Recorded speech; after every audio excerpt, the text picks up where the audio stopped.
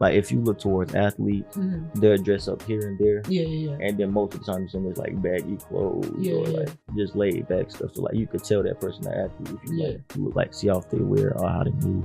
And then there's certain things that, because I think at some point we all grew up with certain things that we didn't like about ourselves. Like for me, and some girls really, really like gaps. I don't know why, but how do you decide which parts of yourself are safe to show and to whom they're safe to show to?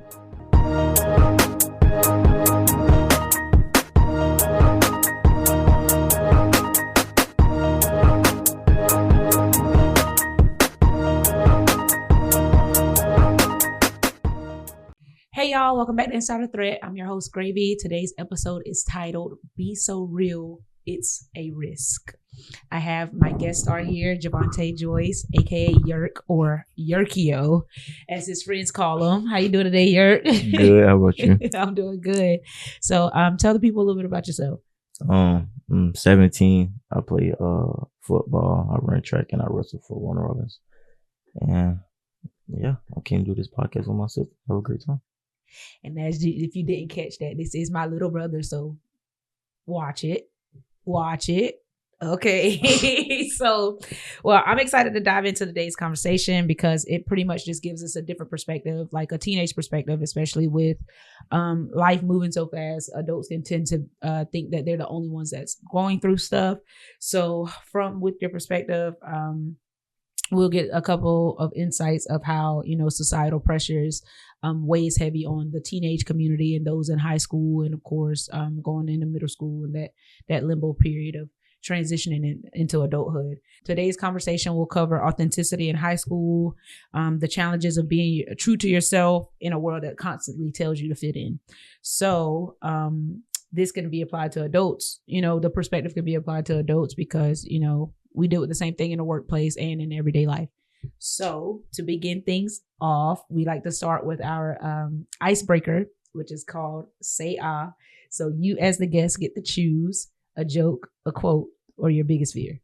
So I just choose my biggest fear. Okay, yeah. Other than God, it's probably my mom.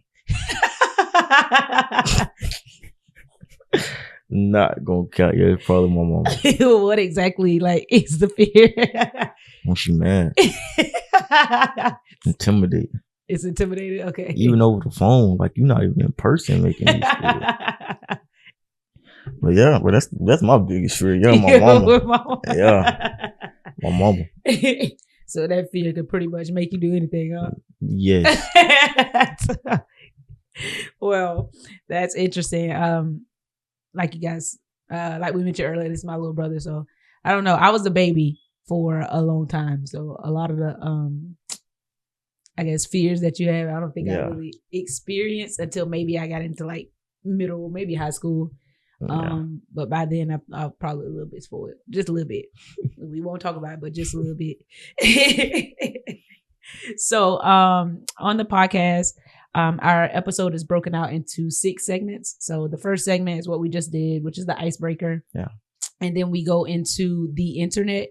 And, I'm from a tech background. So the internet, by definition, is pretty much like external network. So it's the outside. You know what I mean? It's not internal just yet, but we can try to reach out to it and connect with it. So as it relates to the podcast and to the episode, we like to reference the internet as those external factors, like those outside people that we interact with on an everyday, some of your peers and everything, or just different situations that you see transitioning from our hometown to your new school. All those are external factors, and they kind of shape you in a way because you could either align with it, or you could be like, I don't want to do that and I don't want that applying to my life, right? Yeah. So the focus on today's internet segment is social media, peer pressure, and expectations at school, right? Okay, so the first question I got for you is what are the unspoken rules about how you're supposed to act in school or online? Unspoken rules, you gotta give me an example, what you mean. Unspoken rules, pretty much it's like social norms. So if everybody doing a certain thing online, so it's kind of like if they doing it, I'm expected to do it. Otherwise, somebody be like, "Oh, you lame," or da da da.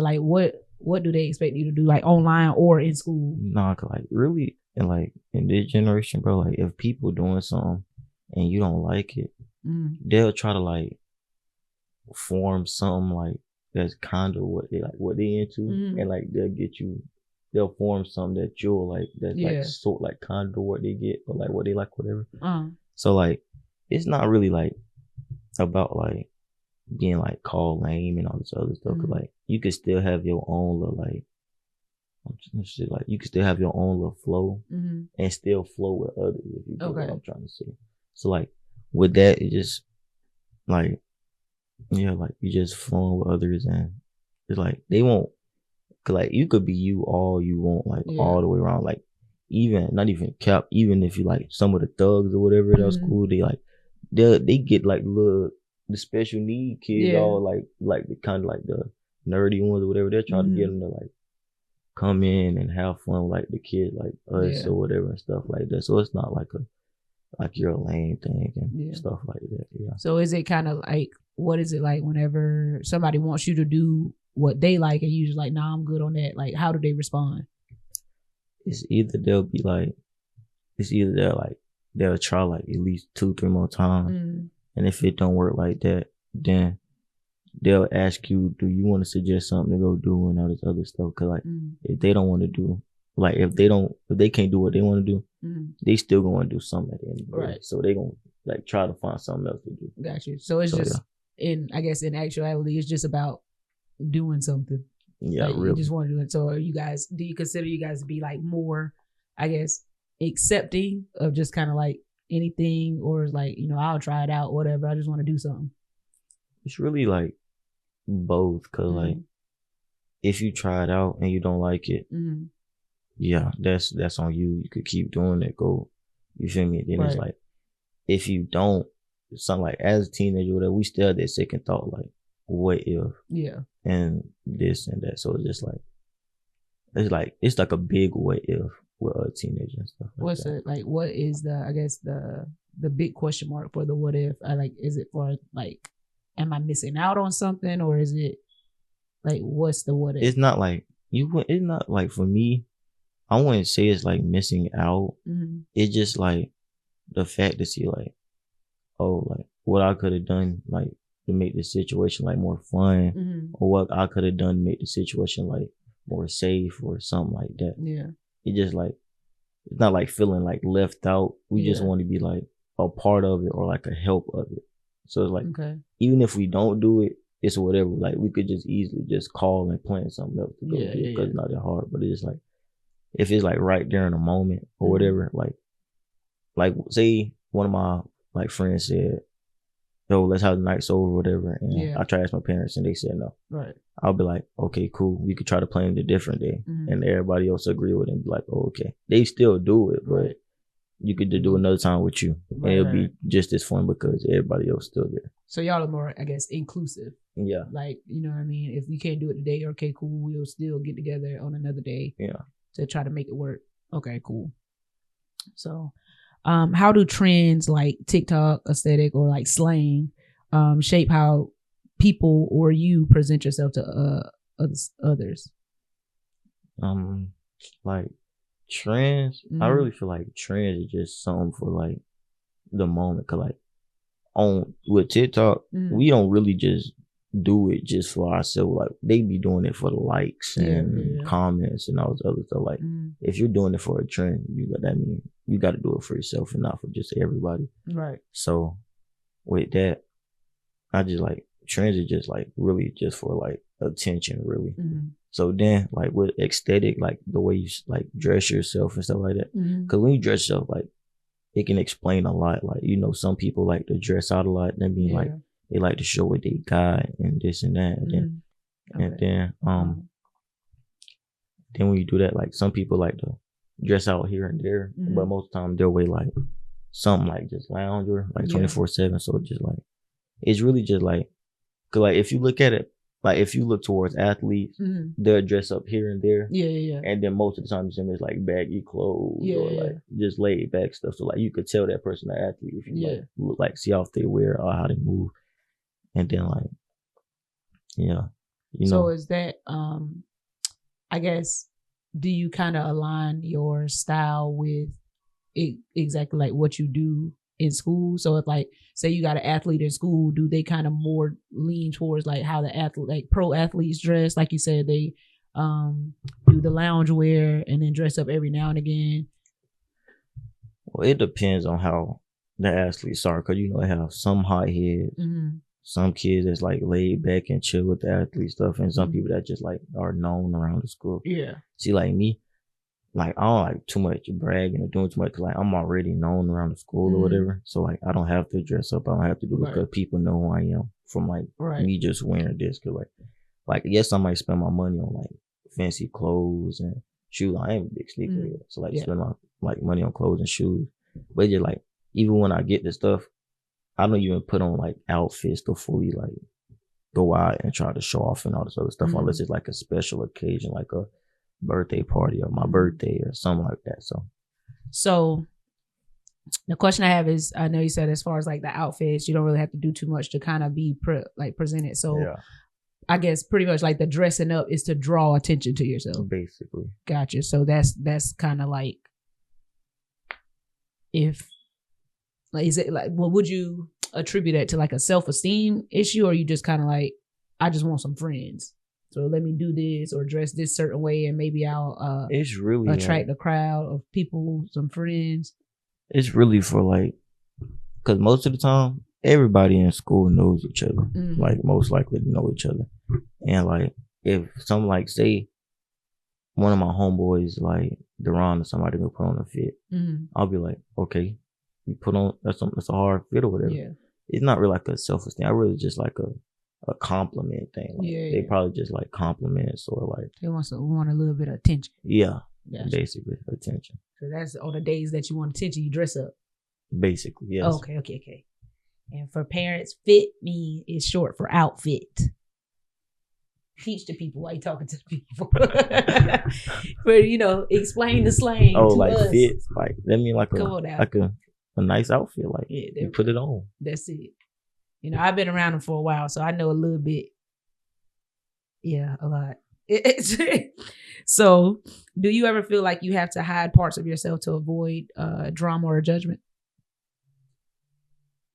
Do I have to hide parts of myself? Yeah, or like kind of refrain, or don't say this or don't say that, so I don't get judged, or with drama, start drama. With drama, like, to be honest, bro, I get it from my mama. I just don't care. I don't care how you feel. I'm gonna just keep everything 100 with you, because like I ain't gonna want you to lie to me. Right. If I'm just gonna sit there and not keep everything 100, like if I don't like it, I'm gonna tell you I don't like it. If you did something dumb, I ain't gonna tell you. Like I'm gonna tell you did something dumb. Yeah.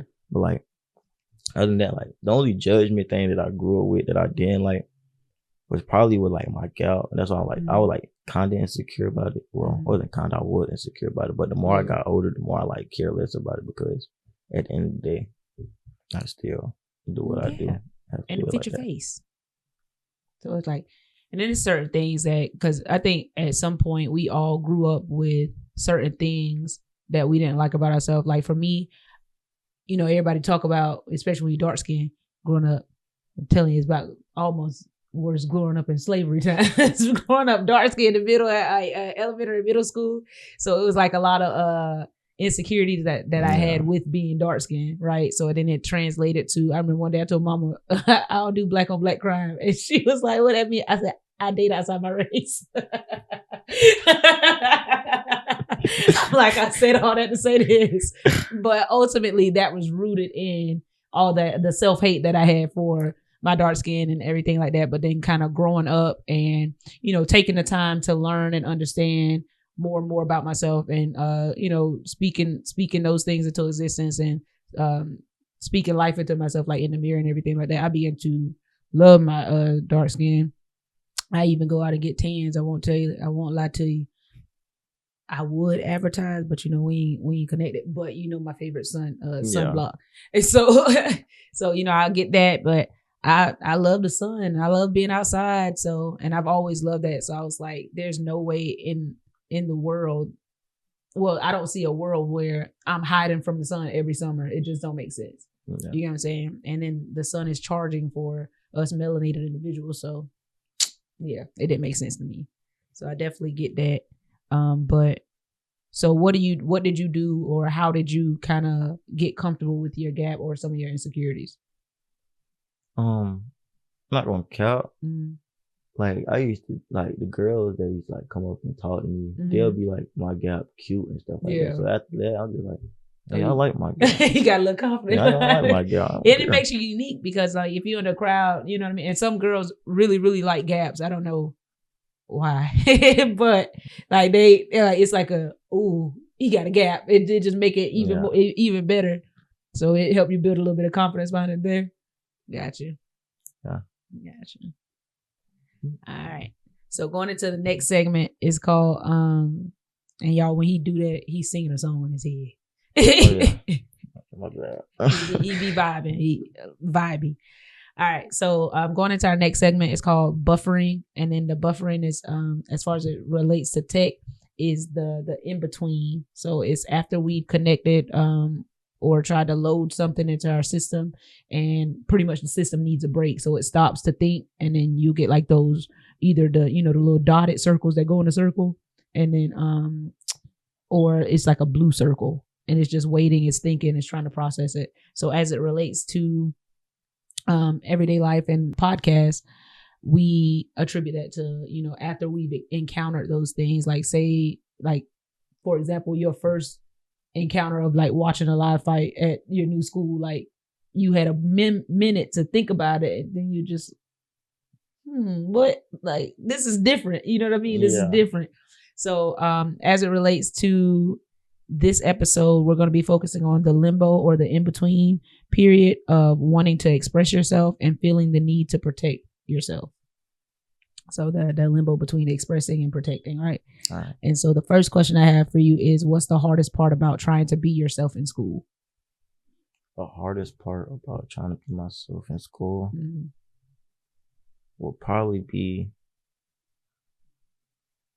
like the people around you. Cause like when you like doing things, like you kind of pick up on like what they say and how they move and stuff like that.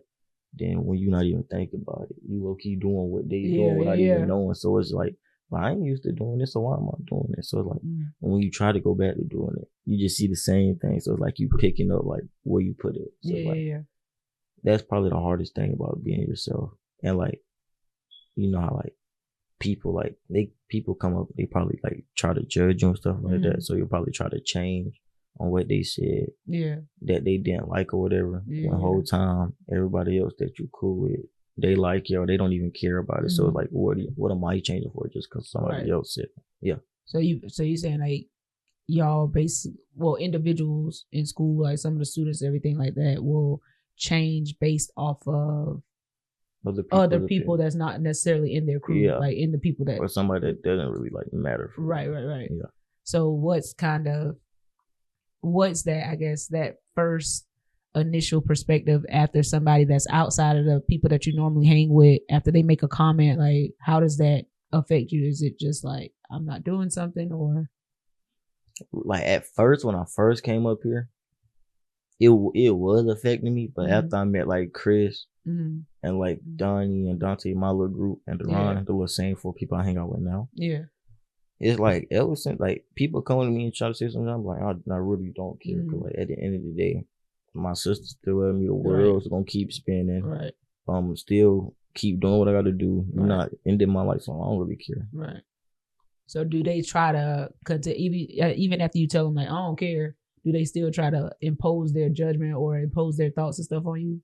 Like still try to it's still X, Y, Z? Like it's like 50-50. Some of them still do, but after you tell them you don't care with a straight face, they'll be like they'll hit them or something, and they'll be like, oh, okay, so ain't no reason to be playing with him and all this other stuff. So you recommend that other people that are struggling with trying to navigate how other people in school see them outside of their friend group, do you encourage them to just be like bold with it? Like what would you tell them to do? Be yourself. Don't care what other people do. And at the end of the day, the world gonna keep spinning. The world gonna keep spinning. Facts. So do you think your generation is better at being real or just better at faking it? Like, I'll probably say faking it, but don't get. We still have some real, like some true, like real ones. Yeah. But most of the time, they just doing it for the clout. Yeah, clout, attention, entertainment, and all this other junk. So what was your first encounter with somebody that you thought was legit and they turned out to be fake? My first encounter? Yeah. Or just any encounter, if you can recall, just explain that a little bit. Probably with... You ain't gonna call no names. Well, I'm gonna call him D. I'm gonna call him D. Okay. Not my homeboy D. Yeah. It's an old dude. Yeah. So it was like, what was it? It was like last year. Mm-hmm. I used to be cool, but like 9th grade, we used to be OD close. Yeah. I played football with him. Did all the thing. We worked out. He was from Florida, so I'm trying to introduce bro to the school. Like this is my first year to school. Right. Like I just got done with my first year to school, so I barely still know around school. So I was chill, helping, bro, being cool, bro. Me and bro, we gave each other like numbers and IG. We were texting outside of school, playing to do things outside of school, and then I just don't like when people like, if you gonna like basically go pillow talk to a girl, bro, like don't go make up. If I tell you something, tell her exactly what I say. Don't add your little like 2 cents, and then come back to me after what you told her and like try to be cool with me like you didn't do what you just did. And now it's like, bro, that's weird. You're getting with activities. So then like I gave bro another chance. He kept doing. So I'm like, bro, I'm not finna keep doing it. So I just left bro alone and just moved on with my life. Right. So he was just pretty much not confidential. You want to keep it player. That's what they say. Keep it P.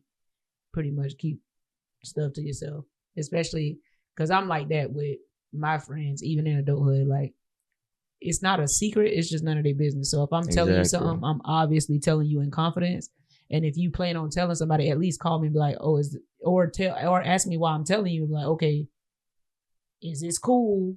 If I mention this, I might not say no names or whatever. Or give me a call if it came up after you said it and probably, it was too, like you said it quick, just talking, yapping or whatever like that. And then give me a call, like I mentioned this, my bad, just to give me a heads up so I'm not blindsided by somebody else coming and telling me my business that I didn't tell. Yeah, that's how I feel about that too. So going into the next question, how do you decide which parts of yourself are safe to show and to whom they're safe to show to? I feel like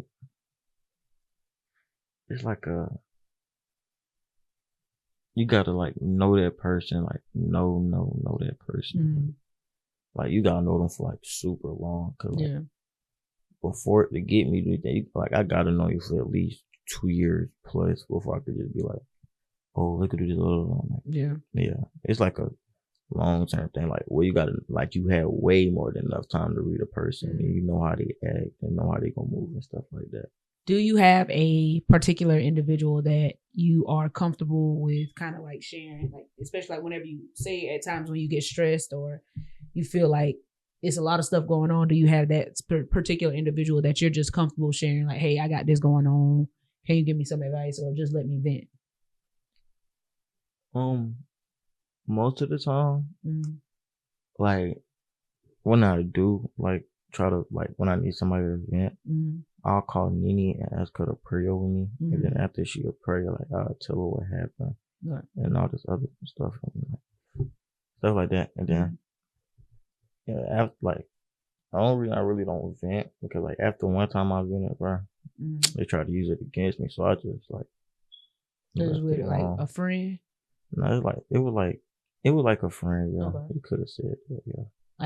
I guess without to the level that you're comfortable with, can you explain kind of what happened in that situation? So like basically, it was like I was just like mad and everything was just hitting me at once. So like I was low-key just tearing up, and I was just like, I'm finna talk to this person. And then when I did, like a little later down the road, like we like kind of bumped heads, but I was like trying to like solve the situation instead of like escalating. Cause like I'm still cool with you. I ain't got no problem with you. I don't want to like Like, if anything, I was making sure you were straight before I was straight. So I'm like, did that. And then we got this little heated argument or whatever. And then that's when Cuz just like went all around just saying stuff, switching up what I told him. And people came up to me asking me, like, was all right? And I'm like, bro, yes. So, I got you.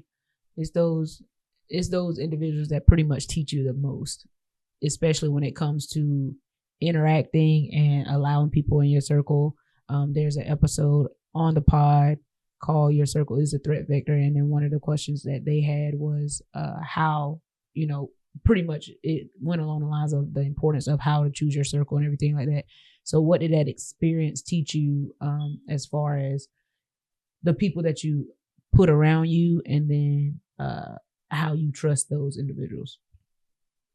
Well, that taught me a lesson, because it was like, like it might feel like everything might feel straight in that little moment, or like time or wingspan or whatever, but you gotta look like later down the road and see, it's like, are they truly gonna stay there? Or are they truly gonna be there? Cause like with Chris, he stayed there. Come to find out, we cousins. The whole time, I think we just friends, and we just from the same place the whole time. We cousins. Then with Dante, me and him, we was like, me and Dante was super close at first. Then we got in that like large, we bumped heads. But then after that, after like 2-3 weeks, we came back. We both were like, yeah, gang, it ain't even no point, because we still like rock with each other. We still in the group chat calls, playing the game with each other, all this other stuff. So like, ain't no point. Then Donnie was there since 9th grade. Deron, he was there since 9th grade. And they were the one who brought me on my show in 9th grade. Like, they were the one who made me like feel more comfortable in the school and stuff like that. Cool.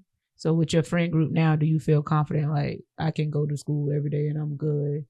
Oh yeah, y'all check up on each other. Yeah, even though Chris go to Northside or whatever, he still be calling me while I be in class. Right. He had an emergency at school. His friend that moved schools called me like, "Hey, are you aware that this happened with Yurk?" I'm like, "I'm tracking. Thank you for the update, though." Tracking all. Then Deron, what was it? Deron, when I had the inconvenience at school, that man Deron was there the whole time. Terrified for him. Charles, Chris' cousin Charles. He was there. He the one who gave me the coat to put under my head and all this other stuff. I'm like, So with that experience, did that pretty much solidify y'all friendship? Like, I can count on you in a state of emergency. Yes, bro. I only failed, bro. And this man Deron was crying. Like, what are you crying He for? was crying. He said I was crying and everything. I was so scared. So like, so that solidified me and Deron relationship, like, as homeboys, like more than homeboys, my brother, man. That's your brother. Okay, I love that. So it's good that you have pretty much a safe space. Would you consider them your safe space? Like, okay, I can count on y'all. Y'all can count on me. It's good. It's always good to have a safe space, because I don't think I would like to think that every kid, I would want every kid at school to have a safe space, but I know that that's not always the case. So it's good that you have that. Do you?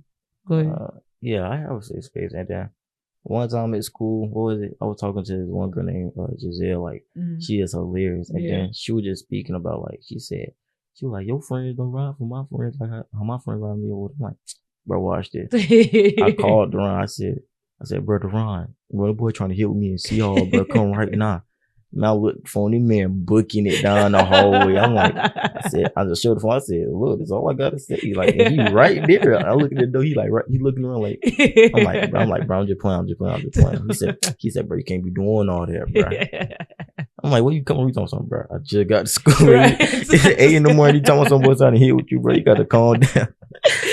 So that showed me that. And then, when I had my car incident or whatever, Chris was the first one to make sure, like, he didn't even care, like, he didn't care. He was shaking up, how Chris get, like, he would make sure I was straight first, like, I wasn't injured and all this other stuff.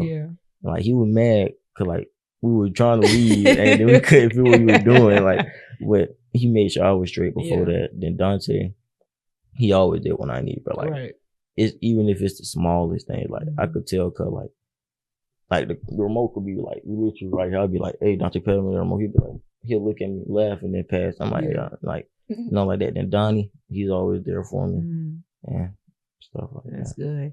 So have you experienced or witnessed somebody kind of like at school, being that I know most people say you can't give what you don't have, but being that you have that safe group that you can count on, have you ever seen or witnessed somebody in school that's kind of just like standoffish, or they're always by themselves? And There's most people like that, and like even though like we'll try to open up to them and stuff like that, but that's just how they are as a person. Like they're more like pushed off from like all the crowds and being in groups and stuff like that.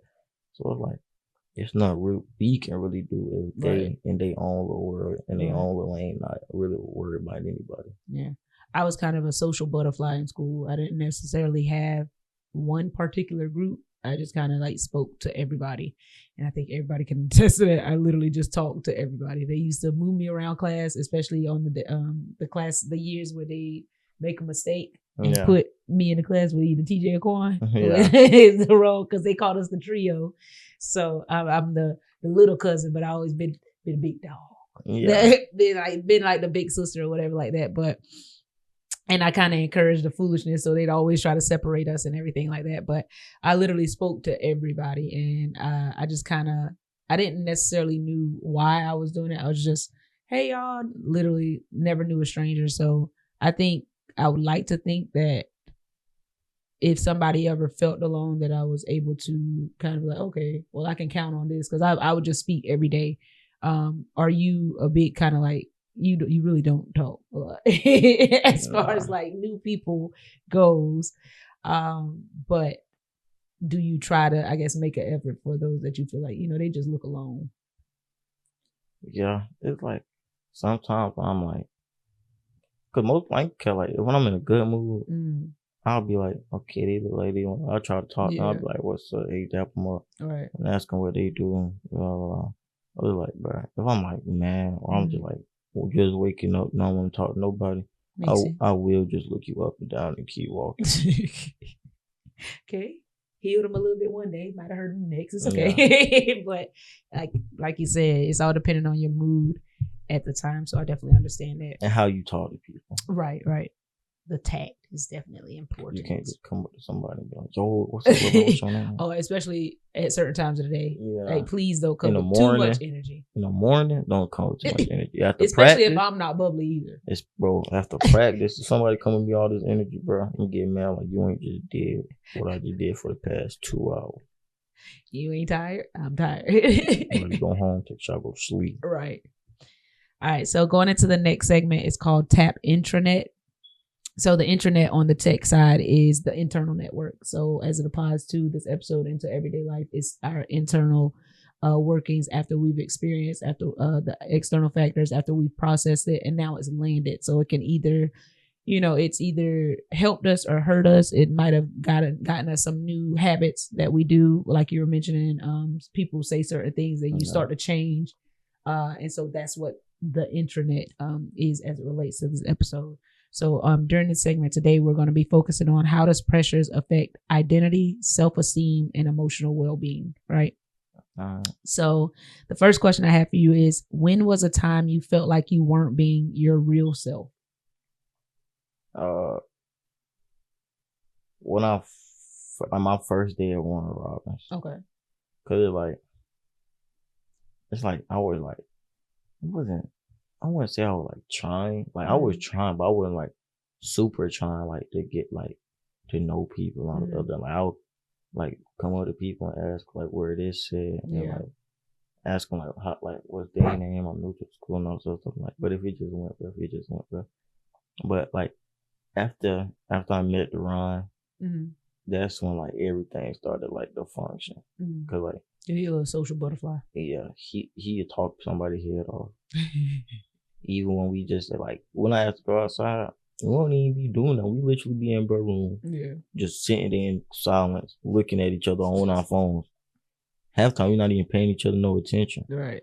And then when the idea come up, we just go do it. So I know you say you guys sit there in silence. Do you guys actually kind of talk and get to know each other? I know y'all know each other full name. They call each other by their government name. They all know each other full name, the basic stuff, but as far as like really digging deep, making sure y'all know, I guess, just some background information, deep dive of each other? We basically trauma dumped each other without even knowing. Like we done said like everything we basically done been through and all this other junk. But it's not like we haven't did it in just one like moment. It'll be like throughout our whole friendship. Right. Like he just like it's probably some things he don't know about me, but mainly he know almost everything, man. I'm a full government. How tall I am, what I do, where I live, what car I drive, probably know my license plate. Gotcha. Okay, so how do you define authenticity for yourself, or like just being real? Being real. Yeah. How do you define that? Don't sugarcoat nothing. Like don't like put it in like a way they could take it as nice. They just need to like. I'm trying to be rude, but you need the hard cut truth. Like just keep everything 100. Like if I did something wrong, or just tell me I did something wrong. I might not look like I'm listening, but I promise you I'm listening. Guaranteed. But like, cause after that I'm gonna sit there and think about what I did, and it's like, knowing me, instead of me like coming up and apologize, like I'm gonna like kind of like show or like try to show that I'm sorry by doing things like just little things or trying to do big things and all this other stuff. So what's the hardest part about you just coming out and saying, I'm sorry? I don't know. Cause like when you get chewed out, you just don't be wanting to speak to that person. But it probably needs you being a big head. Gotcha. Pig-headed. Just a little bit. So with you, I guess going into the accountability portion of it, you say you get mad whenever that individual chew you out. Do you ever look at it from the sense like, okay, I messed up, my bad? Yeah, I always look at it like that. Cause I'm not just gonna get chewed out for no reason. Like I did something for me to get chewed out. Like, right.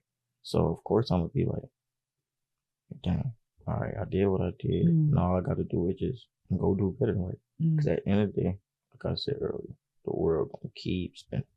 Big dot. Okay, so what's the cost of being too real in high school? Like you said, don't sugarcoat nothing. What that costs? Losing associates, relationships, probably even some of your close homeboys. Yeah. But other than that, like when you just be honest, be honest. When you being honest, you can get in trouble like with the teachers, bro. Oh yeah. Cause they don't like no type of like they hate when they in the wrong. Ooh. So y'all be being honest. Y'all gonna give, it don't matter who you give the truth to, huh? No. So what's one experience you had like when you had to correct or just keep it real with an adult? 10th grade football season. Okay. When I had to go to Mama's house for that week, and he had me acclimation for 3 weeks or whatever. That made me mad. So I told bro, like I went to his office, I'm like, Coach, I said, I'm gonna keep everything 100 with you. After I left for that week, you had me at acclimation for 3 weeks. And I said, bro, I'm not finna keep doing this. I'm not finna keep playing for your football team if I can't put on no pads, no nothing in practice. And then he looked at me. I said, I don't even want to hear it. I'm telling you right now, if I can't put on, I said, just let me know right now. Right. If I can't put on pads, I'm going home and I'm not coming back. Right. And then he tried to say, but your acclimation, I just walked out.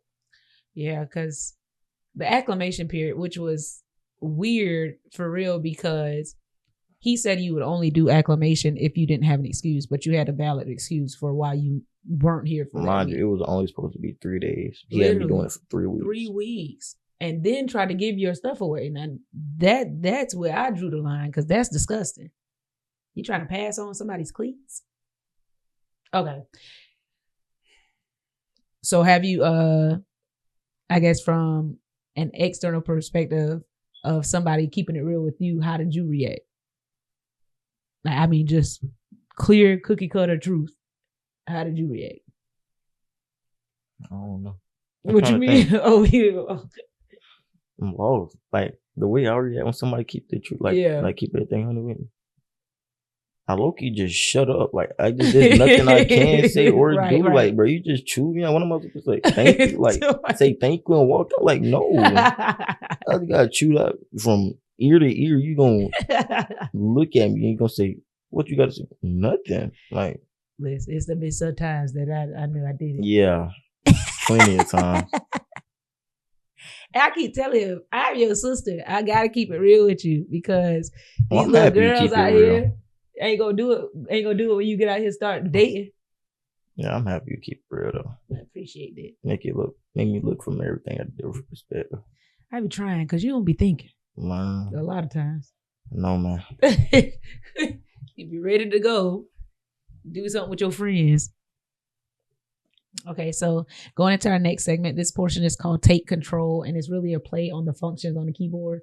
I know y'all be having y'all computers and everything like that. Have you ever used like the Control A function, which pretty much highlights like all the words or everything on the screen? So that's what as it relates to this episode, what are the highlights that stood out to you the most from our conversation? The highlights that stood out the most is like it could be anything. Yeah. Just whatever's like kind of stood out to you or like sought with you. You like, I like that. The way you was able, like the way you like listen to me, were able like to flow into my conversation without like going off track and going back on track. Like that, and then and then be on track. Know my mind. And then you know how it is. Being able to tell like stories that we both know about. And going through that. Love that. Okay, so as Control C, which is copy. So whatever you highlight, you can hit Control C and it'll copy it, right? So what quotes or insights are you taking with you from this conversation? Quotes or probably insights, kind of like some information that you got from the conversation. You're like, oh, okay. I don't know. Probably the world gonna keep spinning. Yep. Because at the end of the day, the day gonna end. Right. the 12 o'clock still gonna come up. At 11:59, next day. Exactly. All right. So Control V, that's good. Control V allows you to paste whatever you highlighted, whatever you copied. So Control V, as it relates to the episode, is what will you be applying to your life moving forward? I would probably, you gotta. Now that I know, you gotta think before you do something. Always plan, like, cause me, like everything me and my homeboys do, it be like, sometimes it be planned, but most of the time it's last minute. I'm talking about 90-10.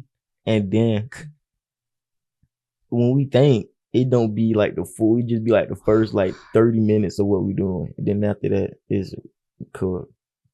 What was your first experience when you guys just playing something but not all the way through? How did the night or the day end? Well, and what was the outcome? I remember when we staying out of Jada house. Mm-hmm.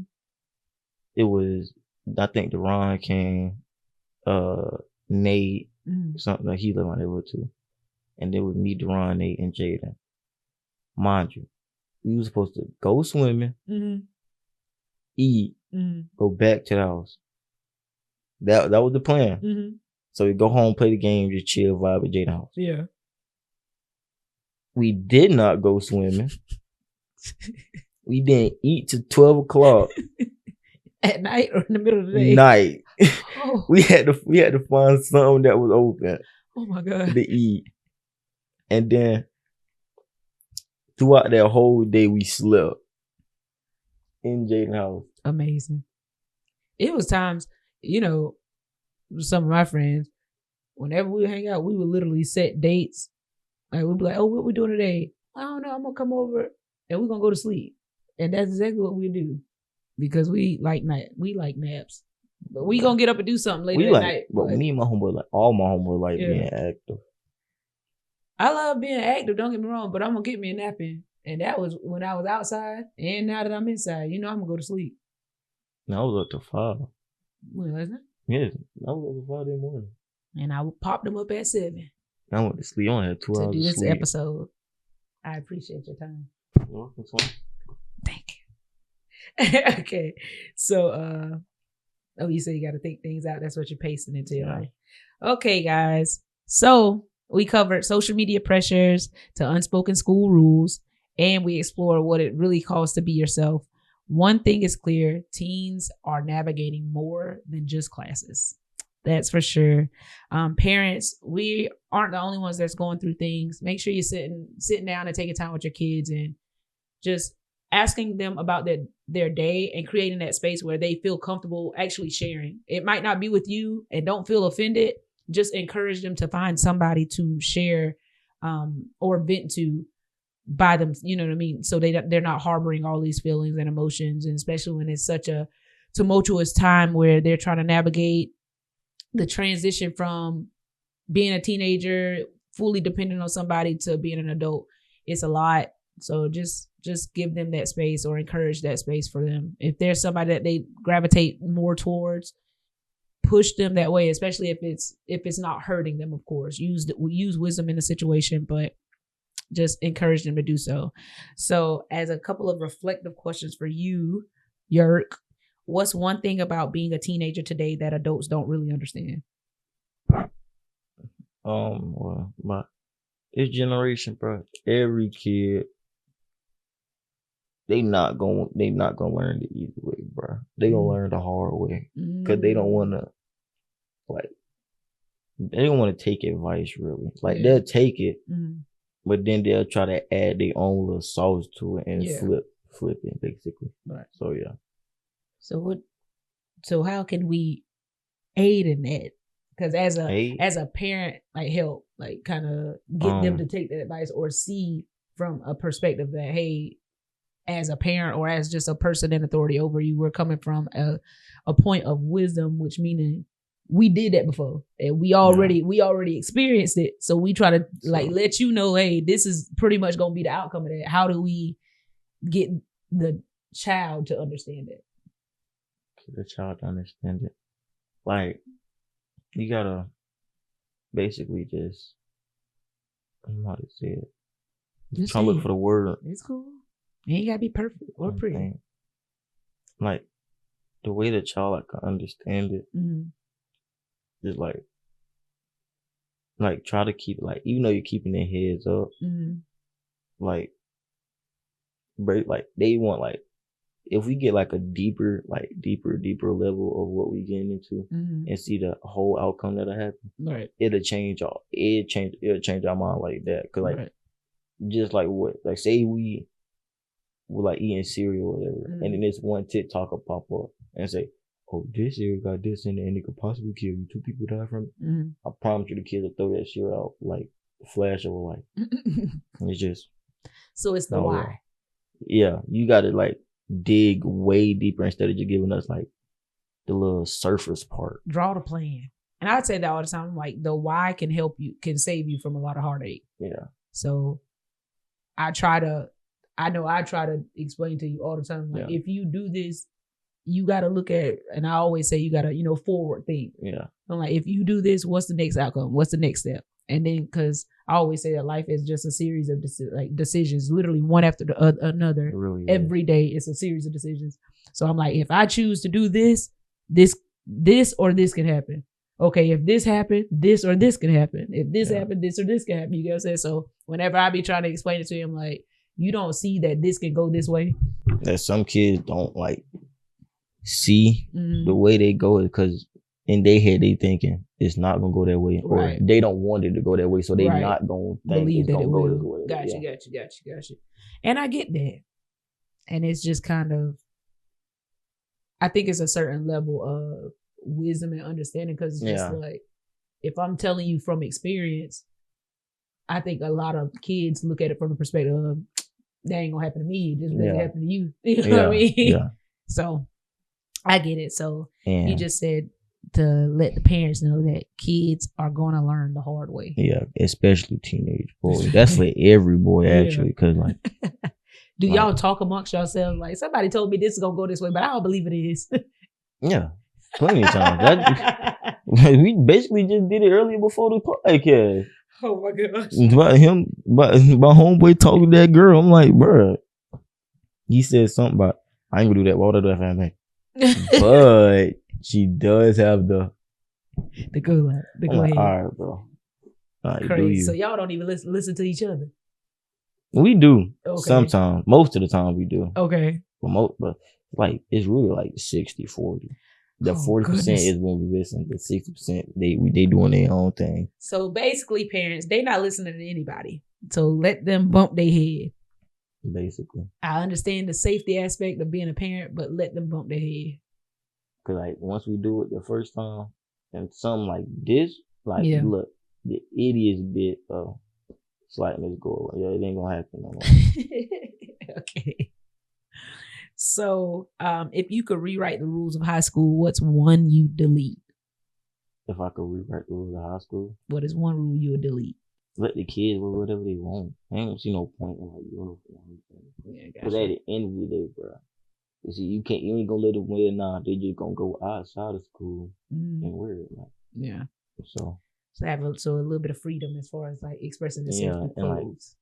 Like, girls wear Crocs off the square, but there ain't no point in the dress code. You dress code the same person for it. Just for to do it next week. That's good because it ties back into what you said earlier about kids pretty much using the outfits and the clothes to draw attention, and as a way, not as I guess, and it's a way to express themselves too. So this has been great. Like I said, I appreciate your time. Thank you for doing the pod. Where can the people find, follow, or connect with you online? You can say it directly into the mic.